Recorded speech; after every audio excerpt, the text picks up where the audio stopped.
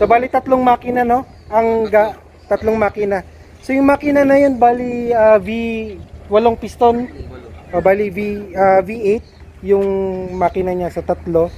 And then dito naman ito yung pinaka flooring niya. So ang gamit na ano sa flooring is metal. And then fiber yung pinaka-kabuuan ng bangka. Tapos diyan yung pinaka pilot house.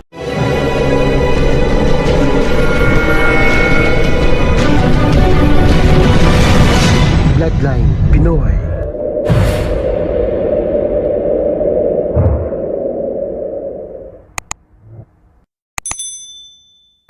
Magandang araw mga ka-bloodline. Panibagong vlog na naman tayo ngayon. Bangka serye tayo. Ayan. So ito yung pinapagawang napakalaking bangka. So ayan, no. Dambuhalang bangka. Ayan, nandito tayo ngayon sa ano. Okay. Bruno. Ayan. So yung pinagawang bangka, ito yung ang laki nito sobra. Bali dalawa siya. Pakita natin.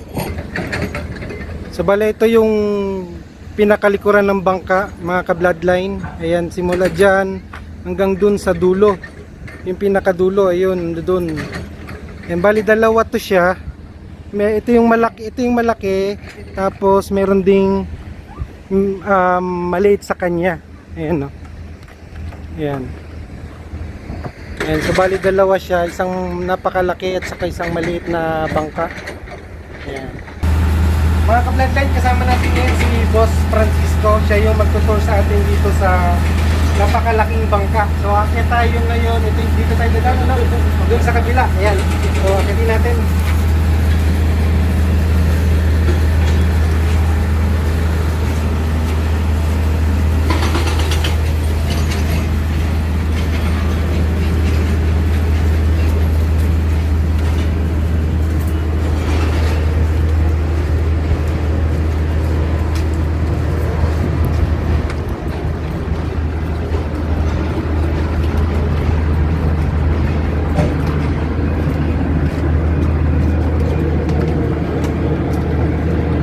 Sobrang laki nito kasi tuloy mo, aakit pa tayo, gagamit pa tayo ng hagdanan para lang makakyat.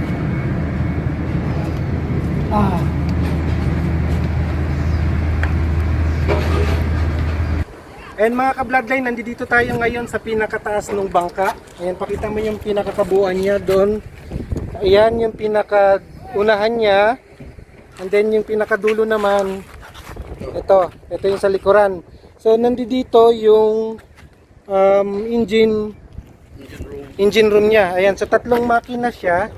Ayan yung unang makina. Nandito naman yung pangalawa. Ayan yung pangalawa. Tapos ito naman yung pangatlo. So bali tatlong makina, no? Tatlong makina. So yung makina na yun bali V8 piston. O bali V8 yung makina niya sa tatlo. And then dito naman ito yung pinaka flooring niya. So ang gamit na ano sa flooring is metal. And then fiber yung pinaka-kabuuan ng bangka. Tapos diyan yung pinaka pilot house. Ayan, dyan itatayo pa yung sa pilot house. Bali dito, nandito yung mga room, ano? So yung mga bodega sa yelo, sa isda. Ayan, so ang details nitong bangka na to, ang lapad niya. Ano ang lapad nito kaya? 30. So bali 30 yung pinakalapad, and then yung haba naman niya, ayan, yung haba niya 130. So yun yung pinaka kabuuan ng haba ng bangka. Tapos yung pinaka height ng bangka 12 feet na, yun yung pinaka-parka niya. So ito yung design nitong bangka na to, parang lanchay style siya kasi wala na tong paltek. Usually yung mga pangulong may mga paltek kasi yun. So ito may bulwark pa yung halagang pang bulwark. May bulwark pa. May bulwark pa to yung nakaharang dito. may bulwark pa. So popormahan pa siya. Okay. Paikot. Oo. Lahat yan may bulwark ng paikot. Okay, so ayan. Tapos meron ding isang bangka dito na maliit lang. Pero ito ang kasing size nito, yun yung mga pangulong na size eh.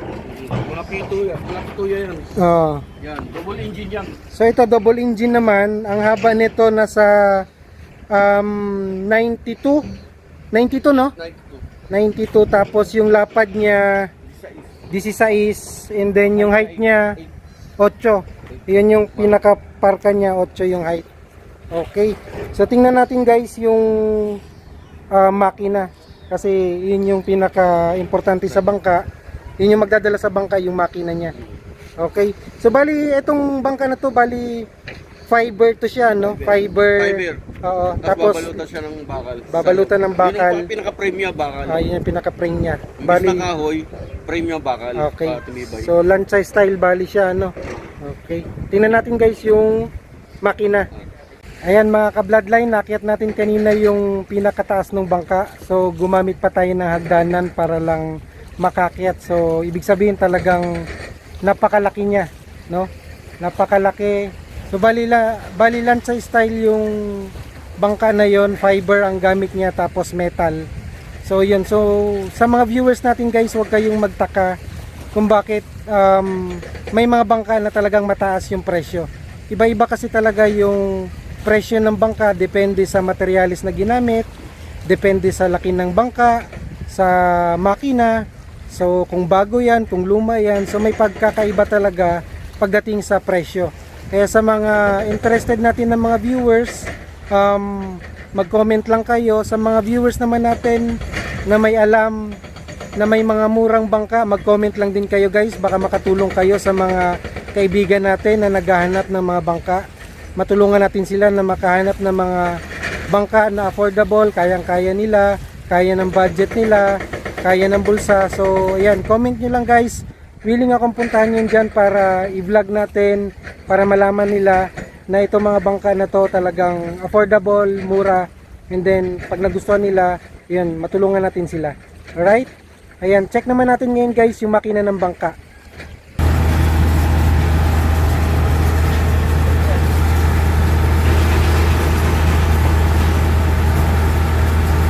Walo yan.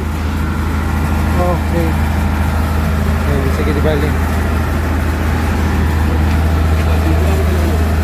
Kasi bago assemble to eh. Yan o, bago na lahat yan. Bago assembly lahat yan. Okay. So ito yung pinaka makina nung bangka, no? Bali tatlo yon, pero ito isa pa lang siya. Ikakabit siya pag medyo malapit nang matapos. So 8 piston siya. Ayan, ito yung kabuuan niya. Ano na to boss, yung gumagana na to? Magana na yan. Gumagana na ano? Assembly na yan. Okay.